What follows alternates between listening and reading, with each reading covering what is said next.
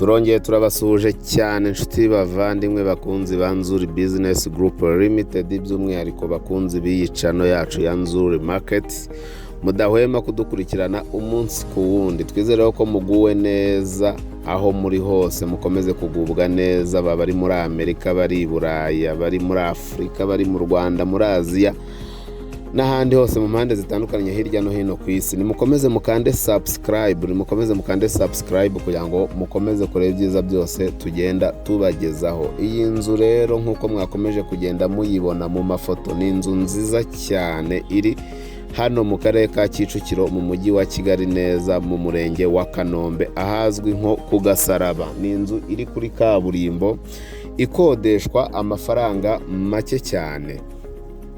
Iyi nzu irakodeshwa amafaranga make rwose, kandi irimo n'ibikoresho byose byo mu nzu: intebe, ibitanda, matera, amashuka, ibyombo byo muri kwizine, ibyo ku meza, ibikoresho byose turabiguhana n'iyi nzu. Iyi nzu ikaba ifite parikingi nini cyane na jardin nk'uko mwakomeje kubibona, kuko yubatse mu kibanza gifite ubuso bwa metero kare 800.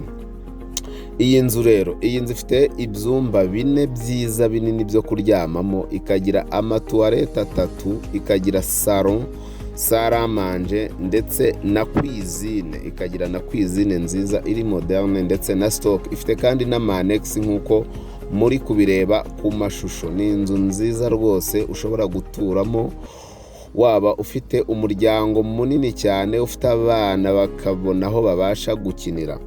Iyi nzu rero turayiguhera amafaranga make, irimo ibikoresho byose, cyane yuko iri hafi rwose ya kaburimbo nini, ikaba noneho kuri kaburimbo yo muri karitsiye.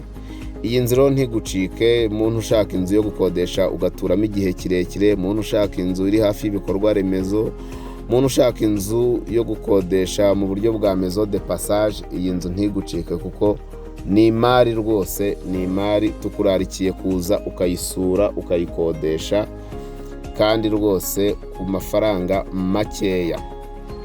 Iyi nzu rero tutabicishije amatsiko, iyi nzu irakodeshwa amafaranga 700,000 y'amanyarwanda, ariko ari negociable bitewe n'igihe wamaramo. Ni 700,000 biri negociable bitewe n'igihe wamaramo, tukayiguhana n'ibikoresho byose.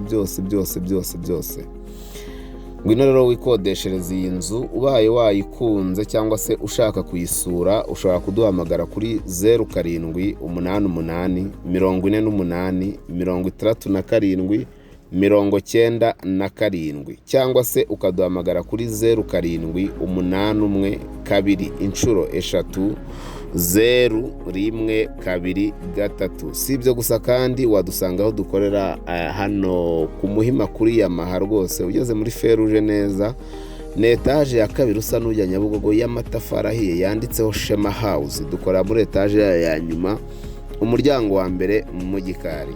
Komeza ukande subscribe kuri iyi channel, kandi rwose ukore na share. Ushaka kandi kudusura ku zindi mbuga zacu arizo Instagram, Facebook page, Twitter, hose twitwa Nzuri Market nk'uko iyi channel yacu yitwa. Si ibyo gusa, wajya kuri website yacu ariyo www.nzuri.rw.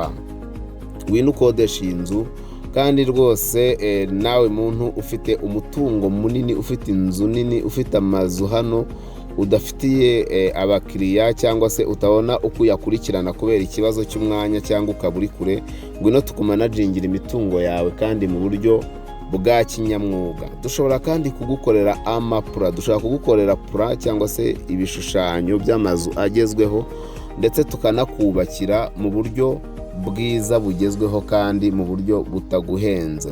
Komeza rero uze hano muri Nzuri Business Group Limited, tugufashe, tuguhe ubujyanama ku bijyanye n'imitungo itimukanwa, tugushakira ibyangombwa byo kubaka, tukumanagingira imitungo yawe, tukugurishirize we muntu ushaka kugurisha, ukeneye umukiriya aho kugira ngo uterezwe cyamunara, atanguranwa wibikire ayawe, uze tukugurishirize mu buryo bwihuse.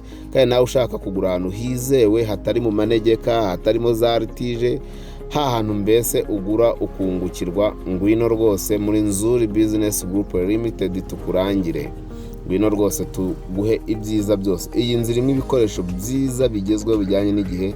Mwumvisha yuko tuyikodesha amafaranga make cyane, amafaranga 700 cyangwa se amadolari 700 ku kwezi. Ni karibu cyane iwacu.